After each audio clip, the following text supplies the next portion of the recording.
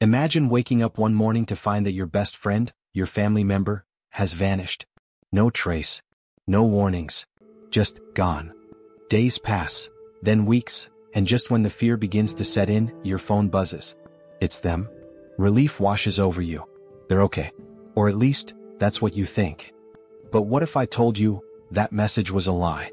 What if I told you that when you read those words, they were already dead? This is the story of Stuart Everett, a man who disappeared without a trace. A man whose name, his very existence, was stolen by the very person he trusted most. For weeks, no one suspected a thing. His rent was paid. His messages continued. His voice remained silent, yet his life appeared to carry on. But beneath this carefully crafted illusion, the truth was far more sinister. What really happened behind closed doors? How did a trusted housemate become a suspected murderer? And how did he manage to take over Stuart's identity, as if he never existed at all? Tonight, we take a deep dive into the chilling mind of Marcin Majerkiewicz, the man accused of one of the most disturbing crimes in recent history. Before he became a victim, before his name was used by someone else, Stuart Everett was just a man trying to navigate life like the rest of us. Born and raised in the heart of the UK, Stuart Everett was the kind of man people would describe as ordinary yet dependable.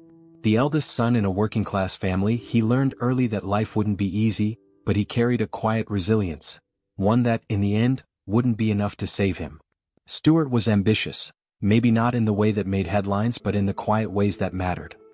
He dreamed of stability, of building a life that felt safe. But dreams have a way of shifting under the weight of reality. As Stuart entered adulthood, the comfort of childhood gave way to something colder, a world where bills had to be paid, where friendships faded and where, sometimes, loneliness crept in when the nights grew too quiet. Stuart worked in IT, nothing glamorous but it paid the bills. He was quiet, reserved, the kind of person who went unnoticed in a crowded room. Not because he wasn't worth noticing, but because life had taught him that sometimes, it was easier that way. His friends would later say he was kind but private. The type of man who listened more than he spoke, who gave more than he took. But was that kindness what made him an easy target? By the time Stuart met Marcin Majerkiewicz, he was at a crossroads. Life in London wasn't cheap. Bills were piling up. The walls of his once private world were closing in. Maybe he wanted companionship. Maybe he just needed help with rent. Either way, when he opened his home to Marcin, he had no idea he had just invited his own killer inside. But who was Marcin Majerkiewicz? And why, out of all the places he could have lived, did he choose Stuart? To understand the crime, we need to understand the man behind it. A man whose past, like the crime itself, is a puzzle with missing pieces.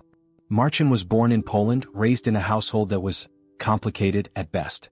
A childhood marked by instability, by quiet resentment, by a desperate need to prove something, to himself, to the world. Like Stuart, he wanted more out of life. But unlike Stuart, he wasn't willing to earn it.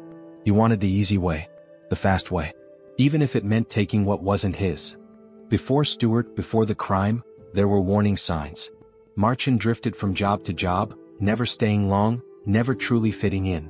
A series of failed opportunities, lies stacked upon lies. And beneath it all, a man searching for control. So when he met Stuart Everett, was it fate? Or was it something else? Did he see an opportunity? A quiet man living alone, no family close by. Someone who wouldn't fight back? Someone whose life he could take over. Was the murder spontaneous? Or had it been planned from the start? By the time Stuart realized the danger, it was already too late. There's something unsettling about the days leading up to a tragedy. The moments that seem insignificant, until you look back and realize they were warnings. Warnings that no one saw, or no one wanted to see. Stuart Everett had no idea that he was living his final days. But looking back, there were signs. Small, chilling signs that something was very, very wrong. In the weeks before his death, Stuart wasn't himself. Friends later recalled that he seemed distracted, tired, paranoid even. He mentioned issues at home, but nothing specific. Just a feeling. A growing discomfort in his own space. Had something changed between him and Marcin Majerkiewicz? Was there an argument we'll never know about? Or was Stuart starting to suspect something? Was he starting to feel the walls closing in? Then, Stuart disappeared. No big farewell. No explanation. One moment he was there. The next he was gone. The last confirmed sighting of Stuart was captured on CCTV.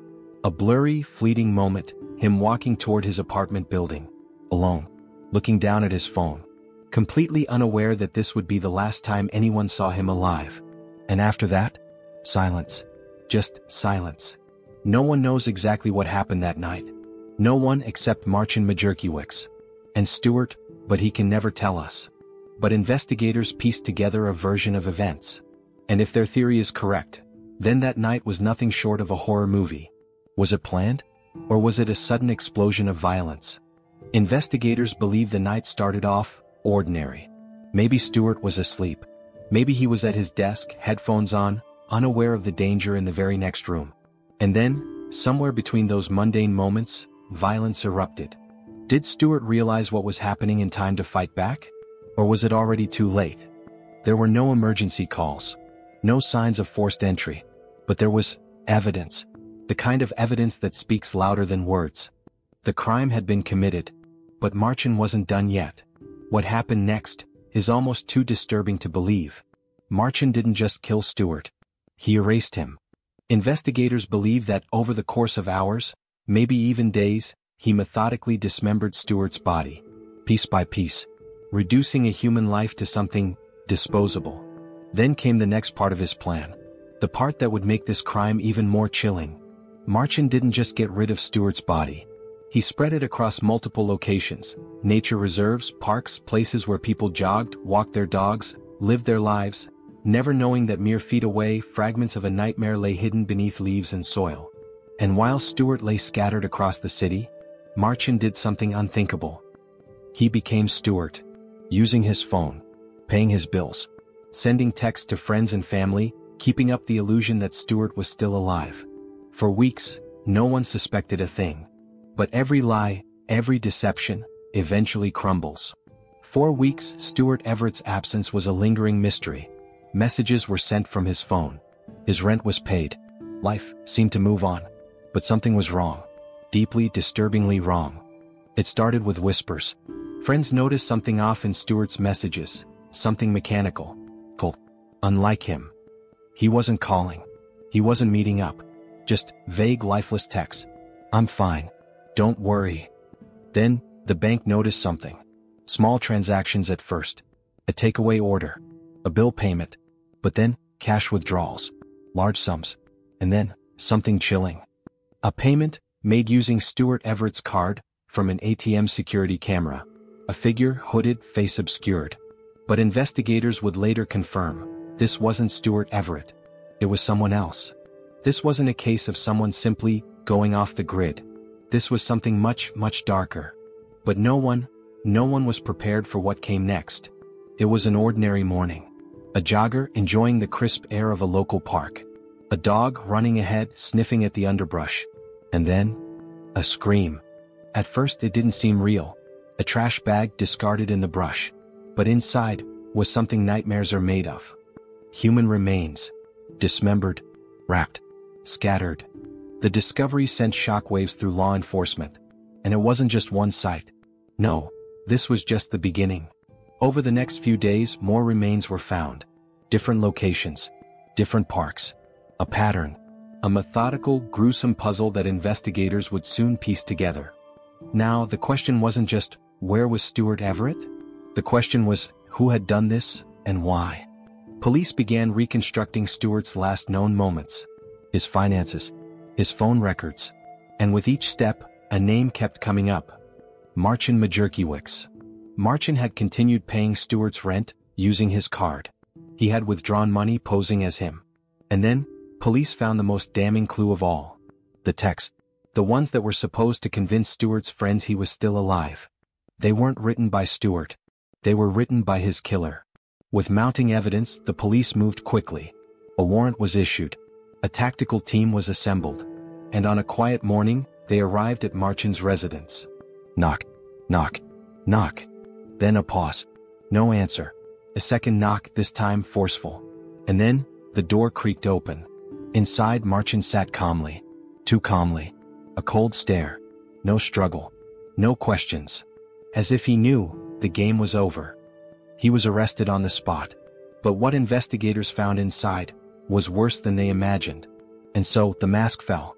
Marcin Majerkiewicz, once a quiet roommate, was now a prime suspect in one of the most disturbing crimes the city had ever seen. But the question remained, why? A packed courtroom. A sea of faces, some seeking justice, others searching for answers they might never find. And in the center of it all, sat the man accused of a crime so calculated, so chilling, that even seasoned detectives struggled to comprehend it. The prosecution wasted no time. Their argument was brutal, unrelenting. They painted Marcin not as a desperate man who lost control, but as a predator.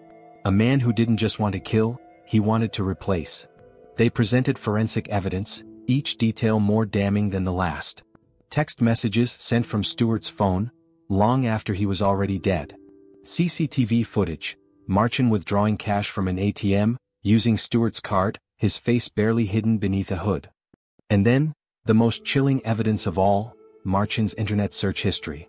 Then, the defense took their turn. They had only one hope, to paint Marcin as an unstable man, mentally unwell, incapable of understanding his own actions. The insanity plea was hinted at but never fully committed to. Instead, the defense argued that this was an act of self-defense, that an altercation had gone terribly wrong, that Marcin panicked, that he never meant for things to go this far. But the jury wasn't convinced. How could they be? The facts were too damning, the cover-up too meticulous. This wasn't panic. This was cold, calculated deception. Then came the voices that mattered most, the people who knew Stuart Everett. The people left to pick up the shattered pieces of his absence. One by one they took the stand. Friends, family, co-workers. Each testimony adding weight to the tragedy. The words were simple but they cut deep. He was kind. He trusted the wrong person. He didn't deserve this. And then, from Stuart's mother, one sentence that made the entire courtroom fall silent. He stole my son's life, and then tried to become him. What makes a man not only kill, but erase? What kind of mind can commit a crime this cold and continue living as if nothing happened? Experts weighed in. Psychologists dissected Marcin's behavior. Theories formed, but one thing was certain. This was not an ordinary murder. Had Marcin planned this from the start? Had he moved in with Stuart with this gruesome endgame in mind? The evidence suggested it wasn't just a crime of passion. It was slow, calculated. He didn't just take a life, he assumed one. This wasn't a case of losing control. This was methodical. And that made it all the more terrifying. Shockingly, this was not the first time something like this had happened. Cases of killers assuming their victims' identities are rare, but they exist.